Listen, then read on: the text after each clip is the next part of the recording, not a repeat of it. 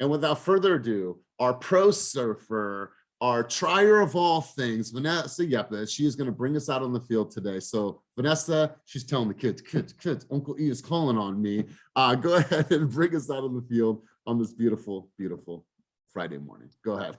Yeah. Well, I feel like a lot of people in here are in boot camp too. So doing the 10 affirmations every day has been super helpful. If you're not part of boot camp, we're doing a lot of things every day, but the 10 affirmations and just kind of like super cheesy, but saying it out loud to yourself in the mirror, like, I'm worthy, I'm amazing, I'm closing deals, I'm whatever you want to say to yourself.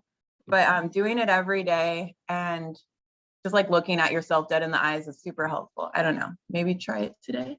Maybe. Yeah, no, I like that. And Vanessa, did you do that before? Had you ever done affirmations, incantations? Had you ever done that before? No, It's I've crazy, had like right? planners that tell me to write things every day, and I'm like, fuck no, I'm not doing that. But it feels cheesy the first few times, and then it does feel pretty powerful.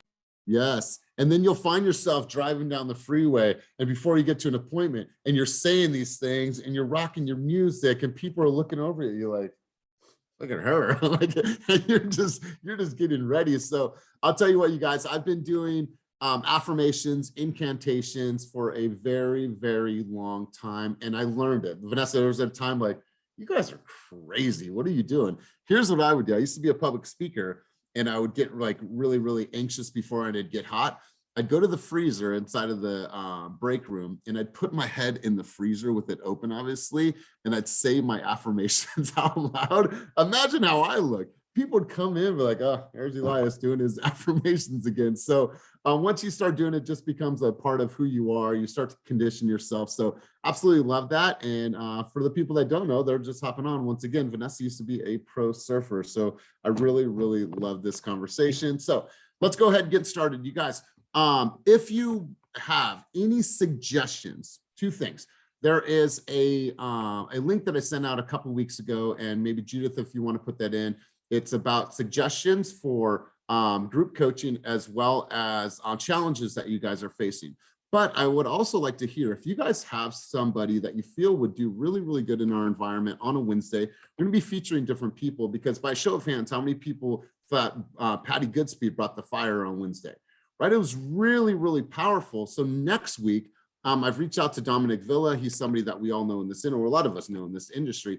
But every Wednesday, we're going to bring someone in. That way we can have a conversation about the market, because I tell you what, that session was super, super powerful. So point being, if you have a friend, somebody that you feel would bring tremendous value to the team, feel free to drop their name, shoot me a Slack message, and I'll reach out to that person and I'll get them on the docket. I mean, we are going to plan this out for the entire year. And so if you have somebody that you know that would spit fire, let me know and I'll make sure to call them. So let's go ahead and get started.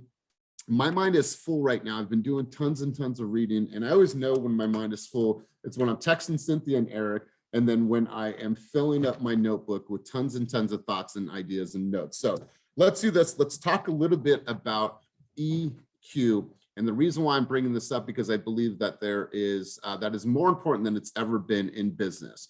And I think when I look around this room and I look at all the people on the screen, there is people that have leaned so heavily into this, and it sometimes will trump your inability to have really strong sales skills. And that's okay. Sales skills are built over time. But sometimes you could truly, truly win by having deep connection and emotionally connecting with people. And I think that we've all experienced that on some level in our lives. And so I want to share this with you. First off, the meaning of what EQ is. 10, 15, 20 years ago, this was more of a novelty. This is more of like a trend, a fad. Like, those people are crazy. They don't know what they're talking about. But now it is more important in business than it ever has been. So EQ is the ability to perceive, correctly interpret, and respond to, and effectively manage your own emotions and influence the emotions of others. And I thought that was really, really powerful. I am on this kick right now with the Jeb Blount. If you guys don't have his books, highly, highly recommend that you get his books. I'm on Fanatical Prospecting and Sales EQ right now. So I think back about this over the last couple of years and what happened during pandemic, and I wanted to have this conversation before we talk about accountability. During pandemic, what I experienced, I think all of us experienced this. When we started to come out of pandemic, I think buyers were really starving for interaction, just like a lot of us were. How many people remember a time when we were in pandemic when all we wanted to do was just like hug the homies, or like go out and like do like a bit, like I just wanted to hug somebody and see a smile. Does everyone remember that time? Or it's like, damn, I just want to give Eric a hug. I just want to go and see my friends. I just wanted to, I was done with the elbow, right? I was done with the heel click, right? I just was starving for some type of emotional connection, some type of physical connection, right? Because I was at home with my family, I got it, but it was just like, I just want to give a bro hug. So anyways, I think that humans were really starving for human interaction. I wanted to see a smile. At that time, I think what a lot of us did, and a lot of people in the US did and beyond, is that we leaned heavily into technology, right? Which I think we all got a little bit more tech savvy, or at least we heightened our tech savviness just a little bit. And so this is why our interpersonal skills are so important. So let me define this. Interpersonal skills are responding to and managing the emotion of others. And intrapersonal skills is managing your own disruptive emotions. And that's why it's so essential right now, more so than it ever has been in history. I believe, and this is not theory, this is not a hypothetical. I believe when you learn how to truly connect with somebody on an emotional level, everything can follow suit. You can learn everything else. You can learn the scripts, the role play, the dialogue. You can learn all that. You can learn how to do an RPA. You can learn how to do a listening presentation. You can learn all those things. But if you're not making the premise of your communication with a human being based off a true emotional connection, there's always going to be that component that's missing, right? Because if that is strong, you might have not done the best buyer's consultation. So let's do a really quick survey. How many of you feel you have you just didn't do the best buyer's consultation or listing presentation, but still won a client for life? Has that ever happened to anybody? I'm gonna say abso-fucking-lutely. Absolutely. I have not done the best presentation before, but you know where I was? I was here, I was connected, we were emotionally aware, we had a stream of consciousness, and no matter what happened during my presentation, they knew that I cared because I took the time to ask the right questions, to dive a little bit deeper. Sarah, tell me what that means to you. Adrian, tell me what that means to me. Delina, why are you doing that? What does that mean to you? And being able to reach that level to where you're completely operating through your EQ. I promise you guys, if you learn how to do this, and it's a skill, and over time, you combine that with your EQ, your IQ, your TQ, which is your tech, knowledge, all these things. But I promise you, if you make that the baseline of how you communicate with human beings, it will offset, and I wrote this, emotional intelligence offsets deficiencies in the other types of intelligence, right? I might not be the smartest dude in the room. I'll tell you what, I know where I am not the best. But I'll tell you what, I connect, right? And like you guys, I look around the room and the relationships that I've built with you guys. When I think about the Aarons, Eric, when I think about the Anna Pacheco's, when I think about the Maria Dominguez. Anybody ever met Maria Dominguez? I've met Maria Dominguez, and she just connects with you and she brings you into her spirit, and you're like, dang, this is somebody that I want to be around.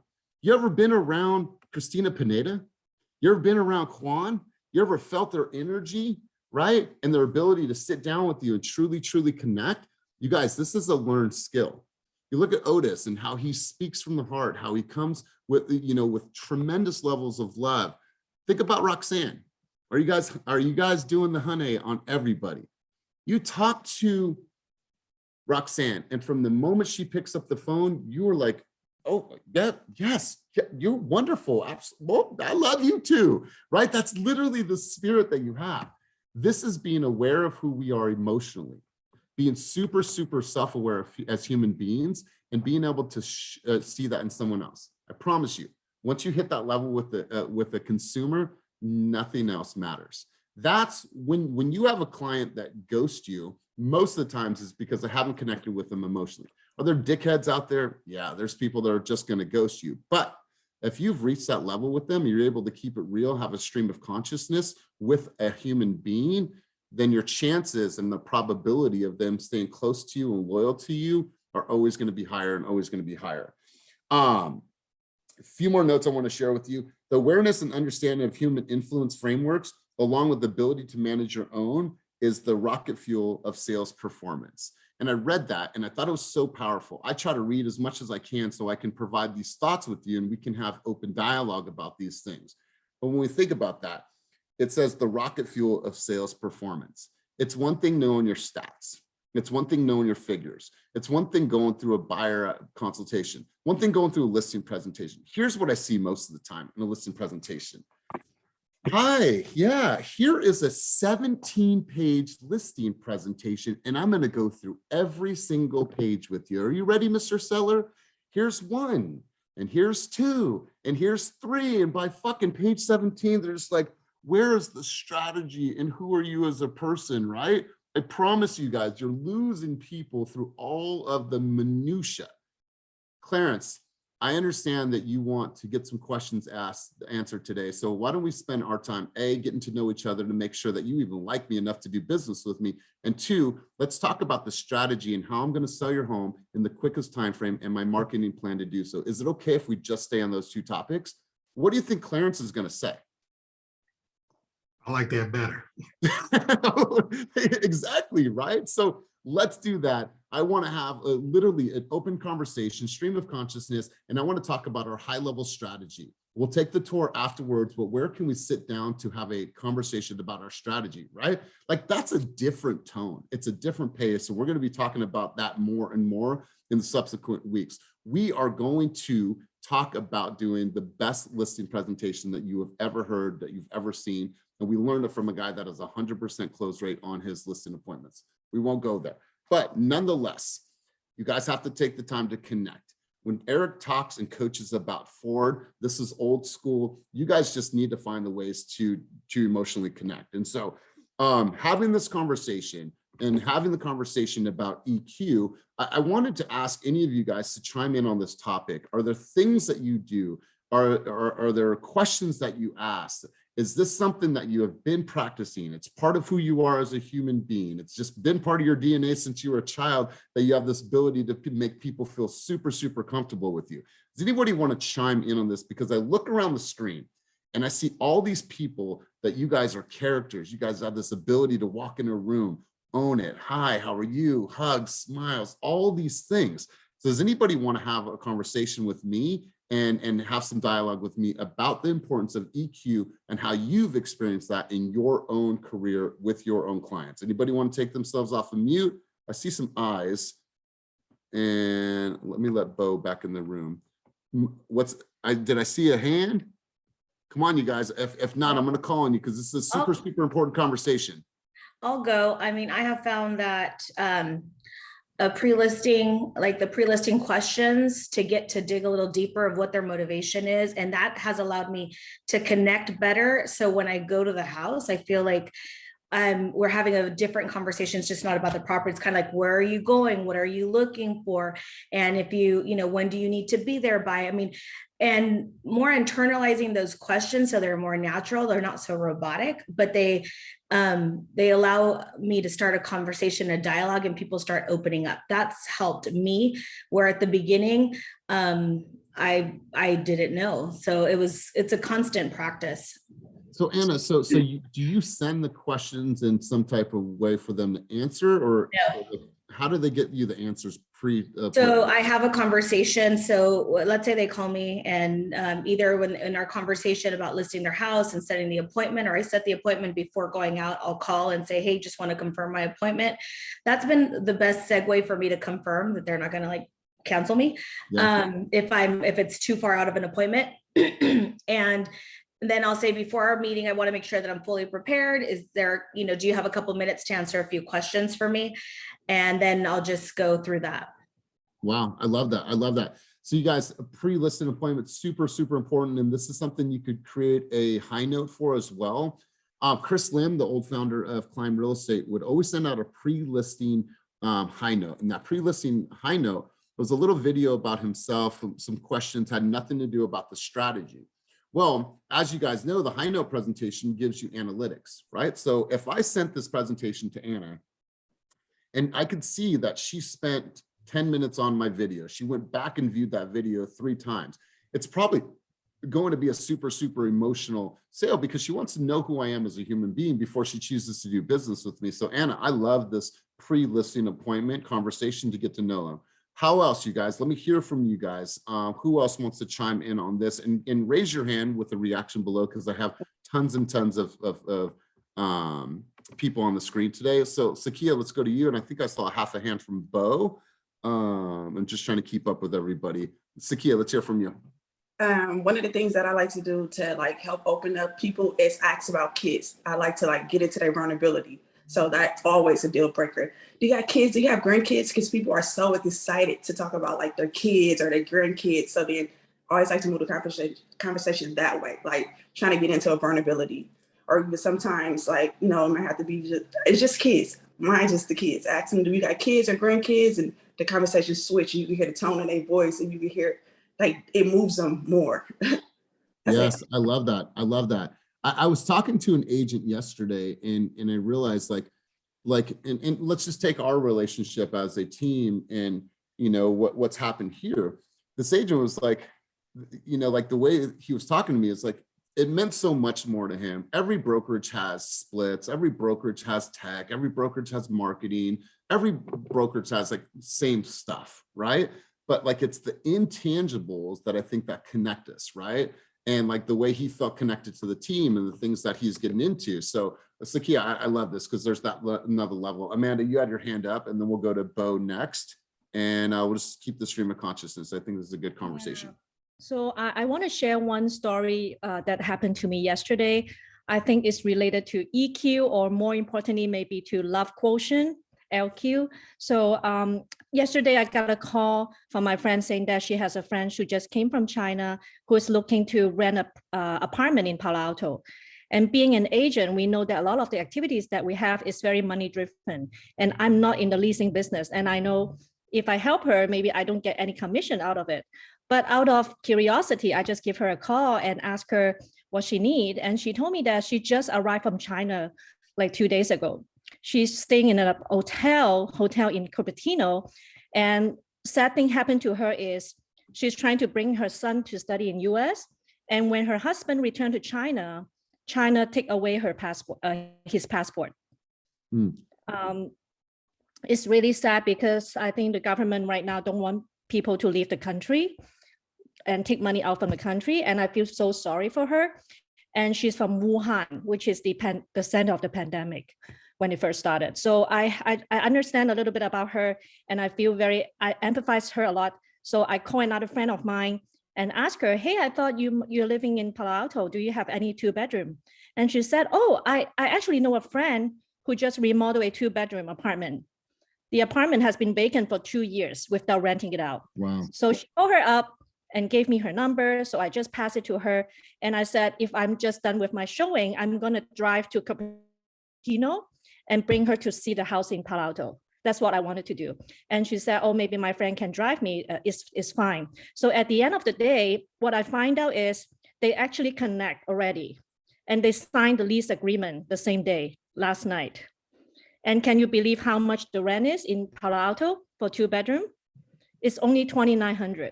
Wow. The lady is a 70-year-old Christian. She only want to charge her $2,900 for a 2-bedroom apartment, walking distance to Palo Alto High School. And I said, this is amazing. This has to be a miracle that is happening, some blessing from God, that this family is being helped because I just make a phone call. And I said, I'm not doing this for commission. I'm just helping out. But it turns out that this family really needs help. And I just make a phone call and miracle happens. Wow. So EQ, love quotient, LQ, what you call it, is so important. And as a realtor, always remind ourselves, not try to do everything because of commission, or whether you're calculating you would get commission or not. I'm just trying to help a family, and it turns out to be a miracle. Wow. You know, this is powerful, you guys, because there's been times where people get, oh, listing lead or leasing lead. Oh yeah, I don't do that. Best of luck, right? And it's happened, right? And it's no fault of our own, right? But like slowing down and stopping and helping and serving these people. And then when they're ready to buy, like they're going to always remember that because you took that time and you loved on them. So I absolutely love it. Bo, you had your hand up, and then we'll go to Roxanne and we'll go to Otis next. Awesome. Amanda, that was great. And I think it really does embody exactly what we've been talking about today. I had an amazing coaching experience with Elias yesterday.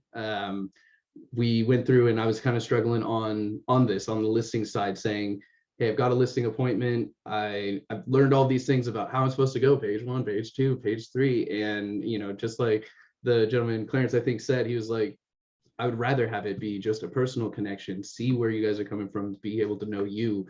Because really, at the end of the day, these people, they have everything at their phone. You know, they have all the information. What they want is a curated experience, and they want somebody that's going to know them and truly understand where they're coming from. So I really took that to heart and went on a listing appointment yesterday. By the end of our almost casual conversation, listing got signed, of course.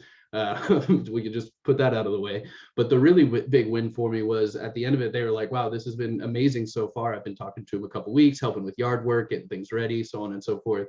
And they're like, this has just been such a different experience than anything we've ever had in real estate. You might know the last agent. I don't want to say her name. And, you know, it was like telling me, they're like, this has just been a completely different thing that we would never have expected. And they're going through a super stressful moving out of state, don't really know where they're landing on the other end, and yet they're already feeling comfortable. So thank you, Elias, for yesterday, because I think it changed my viewpoint going into this and was able to deliver that experience. Bro, chills, man, like absolute chills, because we've all heard this before, and I didn't make this up, right? Like, people don't care what you know. They need to know that you care, right? They don't give, like, we all have so many things, but like, if you just don't spend the time like Bo did and like Amanda did, it doesn't matter. And Bo, you said something that I thought was really powerful. And Judith, I want to make sure that we quote him in the newsletter. Like creating this curated experience. I don't think I've ever heard that before. I absolutely love that curated experience. Bo, congrats to you for getting that. Let's go over to Hyundai, and Hyundai, if we can see your amazing face, that would be great. There she is. Hey, I'm heading in the gym, but I wanted to say something really quickly because I love this topic. I feel like we as agents spend so much time trying to like master this listing presentation. And there's no way to master it. People don't want to go through, like you said, Elias, a 17-page slide and feel like you've just presented the same information to the person you met before them. They're not special, like people ask me all the time, Roxanne, what's your listing presentation? And I have to tell you, I have no listing presentation. I don't know what a listing presentation is. I have marketing, documentation. I have stats of my sales, what I've done. I have people, this client, for example, if I'm sitting in front of them, I say, hey, you can call my past client. They'd be more than happy to speak with you and tell you about the service I provided and what their experience was. Like, I like to give like an experience and have like facts. This is what I've done, not like a listing presentation, right? And then I feel like when you walk in this room with this person that you're about to meet, it's supposed to be about them. It's supposed to be, what are their needs? Why are we even sitting here at the table today? What are they going through in their life that they need to sell their home? Is it emotional? Is it a divorce? Is it a death? What is it, right? And then you go in on that. It's just the action. Like I just want people to know there's no presentation. Yes, you have your marketing, you have what you've done. Maybe you have the information about your team behind you. If you haven't done a lot on your own, you have your team behind you. People do want to see you've made sales, of course. But before that, when you make that connection first and they genuinely like you, you're so much further ahead of everything than trying to go in there and just say, hi, I'm Roxanne. I've been in business for 19 years. I sold 40 houses last year. Nobody cares, like they don't care yet. they're going to ask you, moving forward after they like you, they might ask you, so, what are your sales? And can you tell me a little bit about the neighborhood? Or they'll ask, how many houses have you sold in the neighborhood? Be prepared for those kind of questions because they want to know, their neighborhood. They want to know, like, of course, what your sales are, but only after they like you. They're not even going to ask you that until they like you. Because if they don't like you, they probably won't even ever ask you how many sales you have because they're already not going to hire you. Totally. So that's it. I just feel like there's no presentation, no slideshow, guys, no slideshows, none of that stuff. Maybe throw out one of your coolest like listing videos and be like, hey, watch this. And people are laughing and it feels good in the room and there's happiness. And then you compliment their home and maybe point out some things on their walls. They might have some cool artwork that you connect with, or it's connection. Yes. You guys. I have no presentation. I'm not even that smart, I swear. You know what? I almost said, honey, Roxanne, that's what I love about you, because there's been times and when you talk with the consumer, when these words will come out of a consumer's mouth, you know what, Roxanne? It just feels right, right? Why does it feel right? It feels right because she took the time to connect, and on a human level, it feels right. But she coupled that with stats and a marketing plan that's going to show them how she's going to deliver over the next 14 days, and it feels right. When people don't make a decision to work with you, it's because they have not connected with the feeling of what it will be like to work with Roxanne. I don't know if this feels right, so something is off, right? Every one of us has been on a date. Every one of us has sat across the table from somebody that was handsome, was fine, looked really nice, smelled really nice, but what was off? Something didn't feel right with that person. You decided not to move forward. It is the same thing. It's as rooted in human behavior, feel. You guys, I've had the fortune and opportunity in my career to coach, listen to, inspect over 3,000 buyer's consultations. And what happens a lot of the times is that a buyer's consultation is laid out for a flow, so you have cadence, so you have rhythm. What I'll find is that sometimes we'll be like, well, Team Fast is the #1 most innovative team throughout the Bay Area, and we strive to make a consumer experience better. I'm like, they're not your words. Somebody else wrote that. They're not your words. And now you're trying to read and deliver the words that are not yours. You guys, I take tons of notes from these books. Some of the shit is repurposed, but it's repurposed in a way that I'm going to say it in a way that I communicate. And then I have my cliff notes and my subcategories. You can't just sit there and read something and expect from them. Any questions? Okay, cool. I'll follow up with you on Tuesday. Then if you want to sign documents, we'll go forward from there. Honey, I love this conversation. One last thing, honey, I just want to end before I run into this gym. I never bring my listing agreement with me to sign. Never one time. I never do. I never make them sign it on the spot, because sometimes I feel like it's almost like when you go buy a car and you buy it on the spot and then the next morning you wake up regretting it. I always give them the next morning and I call them and I'm like, hey, I'm going to be sending over the paperwork. I always give them the night to sleep on it. And listen, you guys, Roxanne, how long have you been in the game? 19 years. 19 I started years. 5 years old. I was 5 when I started. 5 years old. She was a baby, and look at what she's done in this business for herself. So Roxanne, I love it. Seriously, just smile and go get listings. You know, and I'm reminded of like Christina Pineda, and you guys have a similar, like, it's just this energy and it's just this vibe. You guys, like I said, I am not the smartest dude in the room, but I feel that the way that I have rose in this industry is by sheer emotion, passion, excitement, a loud voice, right? Those are the things that have helped me. I've learned stuff along the way. I've learned the math on how to run a business, all those things, but I literally got far in my career because of passion, excitement, and my voice. Otis White, let's hear from you. I think And that brother, hold on really quick. Before you get started, how are you feeling? Oh man, yesterday I had this huge scare. Woke up trying to get my affirmations in, and just like I felt from like 9:30 until like almost 1 o'clock. I went to the emergency. Like I couldn't, like, I knew I was breathing, but I just felt like it wasn't fully catching. They did everything. They tested me, EKG, did a bunch of tests, had a small little infection. So they gave me some antibiotics. Wanted to make sure I didn't have no blood clots and stuff like that. So thank you, man. You guys, I just can't thank you guys enough, from everybody checking in like constantly. Like, this is the family. You guys definitely make me feel that way because like ever since we caught this, like everyone on the team basically has been asking to come by to bring stuff if I need anything to lean on them. And I mean, from the bottom of my heart, I'm really thankful. The biggest thing for me, like I know you guys see on my page, like how I try to merge my worlds together. I got to the top to where I got in that industry just by being nice. I think that a lot of us take that for granted, just being nice. To go with what Amanda was saying, maybe not even a month ago, I had seen in Vallejo community, people post about the rent being too high. So I felt like that was a leeway for me to go in there and make some conversation and drum up some business. And you know, one of the biggest things a lot of people don't know is they don't know that they're sitting on equity.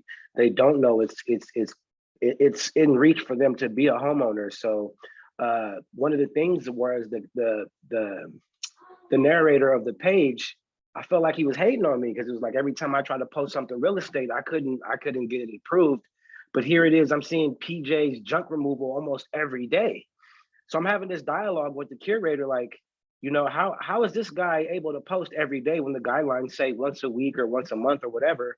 So I kind of had to pull his card. I'm like, you know, you're saying you're here for the community and for all these Vallejoans, but you know, you're letting this guy, and he's like, well, you know, he does a lot for me. He helps me do all my toy drives, all my stuff. He like constantly gives us money.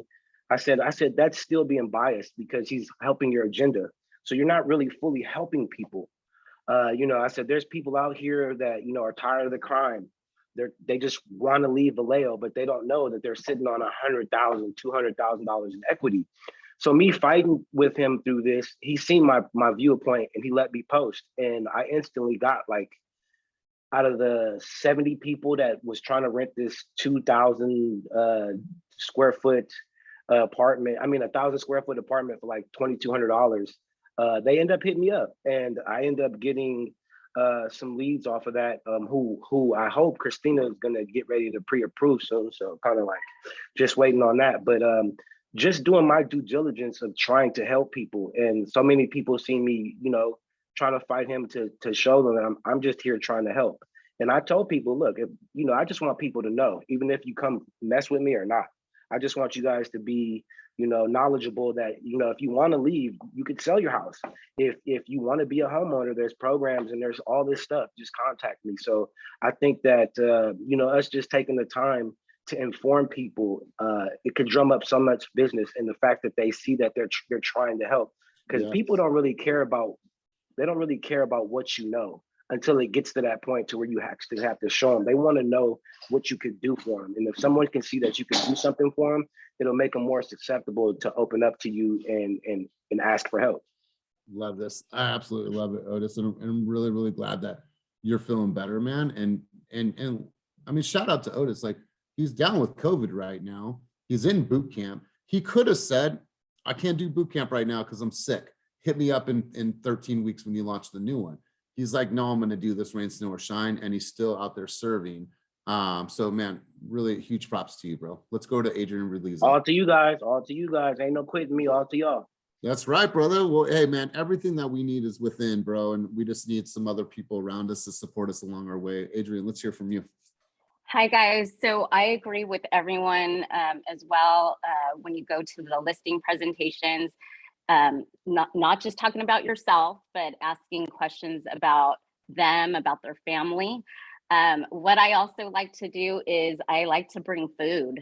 I like to bring like my favorite snacks, like star bread or Filipino empanadas. I feel like when you bring food, it kind of like helps them open up, and everyone's just like, you know, feeling relaxed and wanting to talk.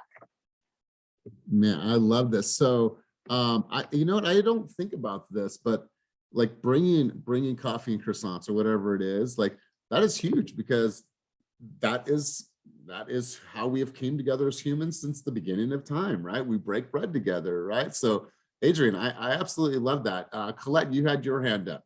And Colette, if you can put your camera on so we see your beautiful face. Thank you, Adrian. Appreciate you.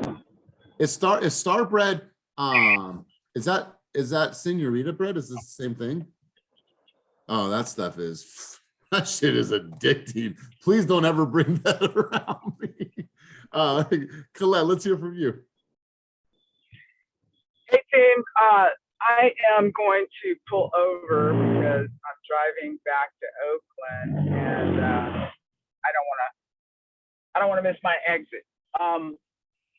But I want to say I totally connected with you, Elias, when you were talking about missing hugs.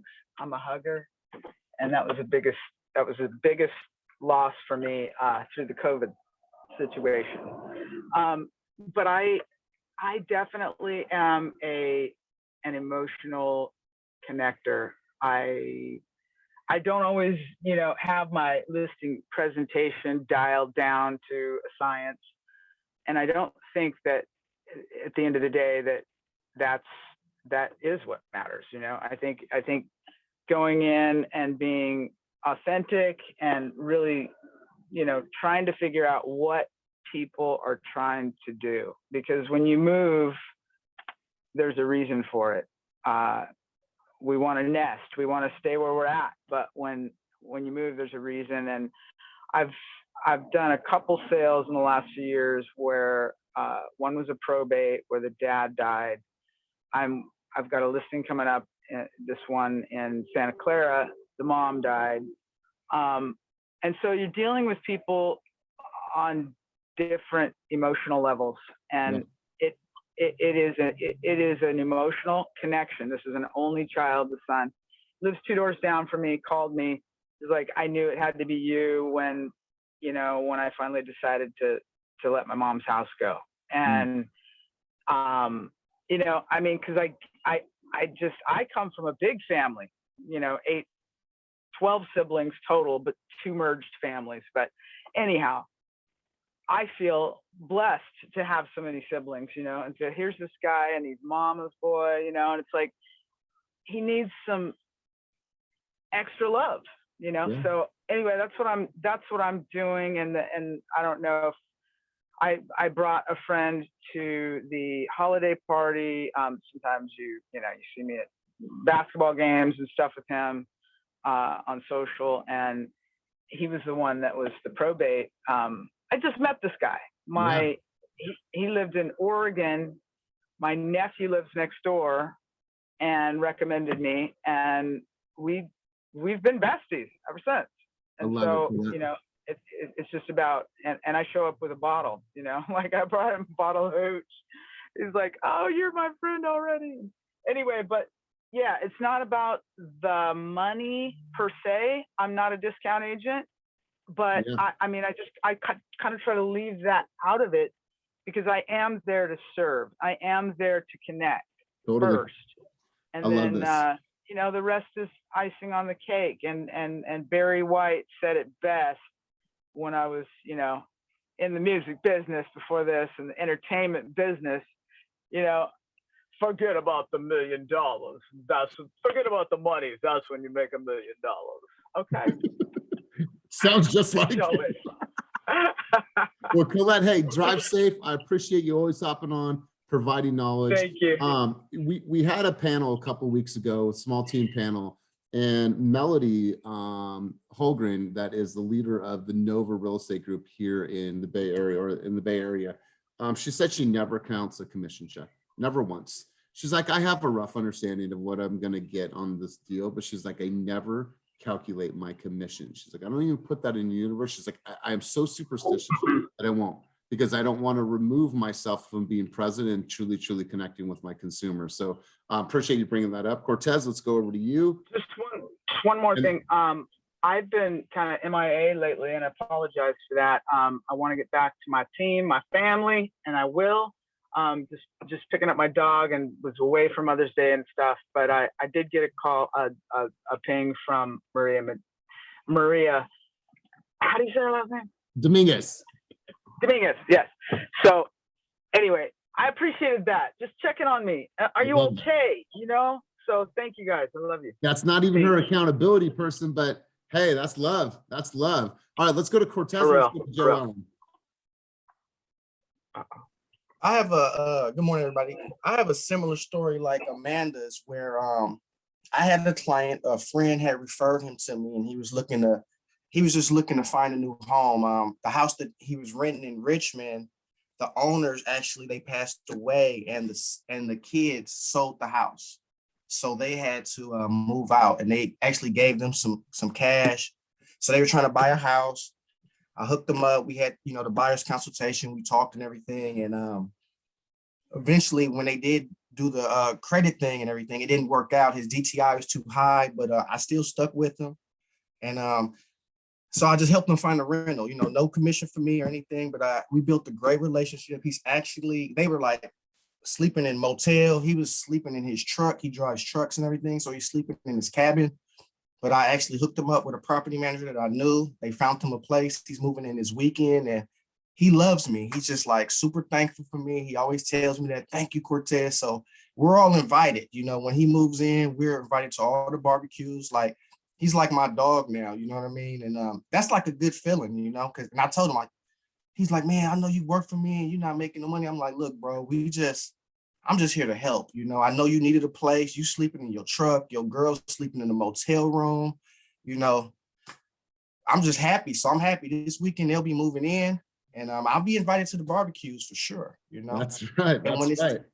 Right. And then he knows he has his game plan for his DTI. So maybe when the lease is up next year, he'll be ready to buy, Man, so I love that, Cortez. Win-win. I absolutely love that. I'll be at all the barbecues. I love this, man. Joellen, let's hear from you, and then we'll kind of come full circle on this conversation. Yeah, I love giving gifts to people. I love, to my TCs, just people at the team, my clients, when they're done signing loan docs, I have an edible arrangement delivered to their house the same day to give them a little pick-me-up. Flowers for a buyer whose family member passed away. But I do have a really cool, quick story to share. So I'm a probate specialist, and when you're dealing with probate, you're dealing with death. So somebody has died, and you have to be super empathetic, compassionate, So I had an 86-year-old mother and father who lost their son in a motorcycle accident, went off the cliff in Chico. And they called me, they got one of my letters. I went and did a walk through. It was a contractor's house, so tons of tools and all that, right? So, I'm sharing an emotional situation with a mother and father who lost their son, but yet we got to start to remove their things. And I never say, let's throw it away. I said, what are you willing to let go? What do we want to do? Certain things you have to be very empathetic with your words and careful. So they chose me. Long story short, their house got broken into during the listing. Some people were partying. I went and cleaned it up. Didn't want my families to come down from Sacramento to the Bay Area. They had these beautiful fruit trees on the son's property, and they donated it to Berkeley, which ended up being donated to the Tiny Village for Youth in Oakland for young people. And the project manager called me and said, hey, you were the realtor for these families where these trees went, and we're having a grand opening. Well, unbeknownst to the family, I went to the grand opening in the village and took pictures of these fruit trees that came from the property, and we're putting these beautiful mosaic vases. And I took pictures, and then on closing day, I had a painting made of the flowers in these beautiful vases in loving memory of their son. And Mr. Endress, he said, I haven't cried in so many years. I'm a veteran. He's all, and I made him cry. I mean, wow. It was just like, I try to find the special things of not just a closing, but what can I do to make this last forever, a lifetime. So that's me. That's absolutely incredible, and just really shows your character. You guys, there's a common theme here as we have this conversation. The common theme is rooted in service, and when you're thinking about your business, and we've talked about this before, running a true mission-driven business. I want you guys to follow John Pugh. The last name is spelled P-U-G-H, and follow him on Facebook. He's not as active on Instagram. But John Pugh has made it his life mission in real estate to do something that was bigger than himself and document that. We're talking like wells in Africa. We're talking about these crazy things that he's doing. We fed 200,000 people that were starving, that didn't have food. All this money that he drives all throughout the world to help these causes. And then he promotes that. he doesn't really promote his real estate business. He promotes that. And then people see him like, wow, I want to align with somebody like that is helping the world. Because what is it easy to do? It's easy for us to rock and promote our new car, the new listing, the new just sold, the pending, all of those things. And sometimes we feel weird about posting the things that are actually making a huge impact on the world. And so like switch that narrative. It's okay to post your pendings and your coming soon just listed, don't get me wrong, but I think that there's more depth out there, and we all have things that we can get involved with and really start to speak that and run a true mission-driven business. This guy is running, I mean, thousands and thousands of people in his organization for downlines because people wanted to align with somebody that was making such an impact in the world, right? So I love this conversation. I love the conversation around service.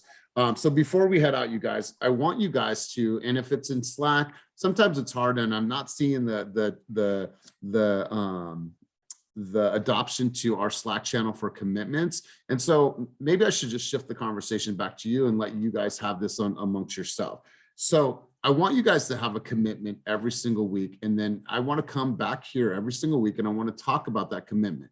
So I want you guys to write your commitment down. If you feel comfortable sharing it on social media, if you feel like picking someone on the screen today and be like, you know what, Daniela, I just wanted to call you. It's Maria. I just want to share with you what I'm committed to. So I have one person that's in my corner that can help support me, right? The fact that Maria called Colette was simply out because, hey girl, where you been? I want to see your face. What's going on? I see you on TikTok doing big things. Like she was probably just truly concerned and wanted to say hi. So make a commitment for yourself for just the week, small bite-sized chunks of your week. And then we're going to come back next week and ask, did you have a commitment? Did you keep the commitment? If you did not, what got in your way? Obviously, the question that we've heard over and over again in the realm of possibility, could you have stayed to that commitment? And do you want to recommit? It's important that we sit down and we just write. What I shared with Eric yesterday, and we shared this last week, is a brain dump. And the brain dump, and obviously I have a lot of shit in my brain. So the brain dump is being able to take a moment in your week and say, I need to unpack all the things that I'm thinking about, right? Because we have tons and tons of things. And then it's like, oh, I had a really, really good lyric to a song and shit, I forgot it. And oh my God. So like take that time to brain dump. So you put all the things that are going on in your mind, which is, I know you guys are thinking a lot. And then in a smaller box, you put your focus action items. What are the things that I truly want to focus on? Whether that's today, whether that's this week, this month, this quarter. And then what are the things that I could potentially delegate?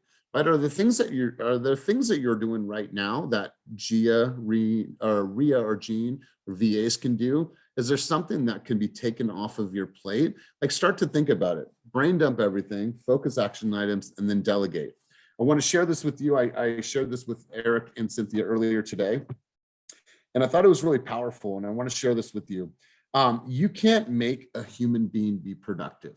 No matter what style of coaching I do, no matter what style of coaching Eric does, no matter how much training and mentorship that Cynthia delivers, we cannot make you as a human being productive. We can't. What we can do, and the only thing that we can do, is we can facilitate the best condition for someone to choose to be productive, right? This is a choice. So you guys have the ability to decide how I'm going to show up.